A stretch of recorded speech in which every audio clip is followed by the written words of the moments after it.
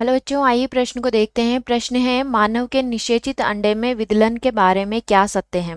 हमारे विकल्प है अंशभंजी, विकल्प बी है अंडे के गर्भाशय में पहुंचने पर आरंभ होता है, विकल्प सी है फैलोपियन नलिका में आरंभ होता है, और विकल्प डी है यह सामान्य समसूत्री विभाजन के समान होता है। ठीक है, तो यहाँ पे बच्चों सबसे पहले हम बात करते हैं प्रश्न की मुख्य अवधारणा के बारे में।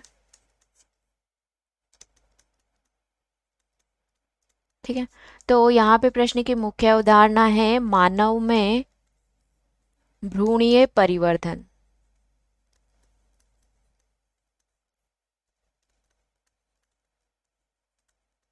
ठीक है, मानव में भ्रूणीय परिवर्तन।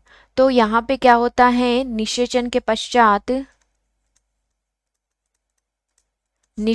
पश्चात किसका निर्माण होता है, भ्रूण का निर्माण होता है।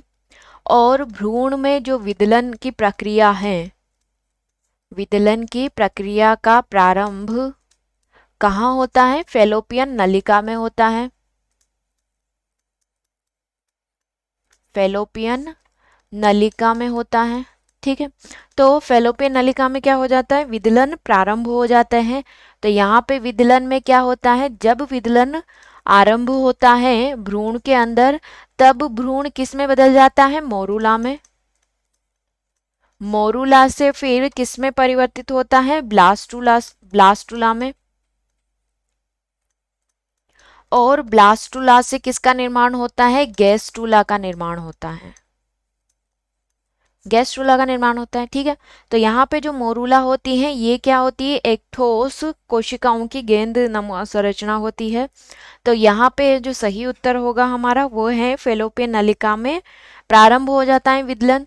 तो विकल्प हमें क्या दिए हुए हैं, विकल्प देख लेते हैं। विकल्प ए हमें दिया हुआ है अंशभंजी, तो ये हमारे प्रश्न का विकल्प नहीं होगा।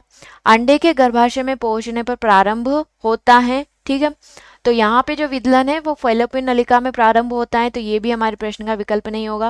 विकल्प सी हमें दिया हुआ है फैलोपियन नलिका में प्रारंभ हो जाता है। ठीक है, तो अभी हमने देखा है कि विदलन कहाँ प्रारंभ हो जाता है, फैलोपियन नलिका में निषेचन के पश्चात। ठीक है, तो विकल्प सी सही विकल्प होगा। यह सामान्य समसूत्री विभाजन के समान होता है, तो ये भी हमारे प्रश्न का विकल्प नहीं होगा, क्योंकि विदलन में क्या होता है, अर्धसूत्री विभाजन होता है। तो यहाँ पे विकल्प सी सही विकल्प होगा। आशा करती हूँ आप इसे अच्छी तरह समझ गए होंगे। धन्यवाद।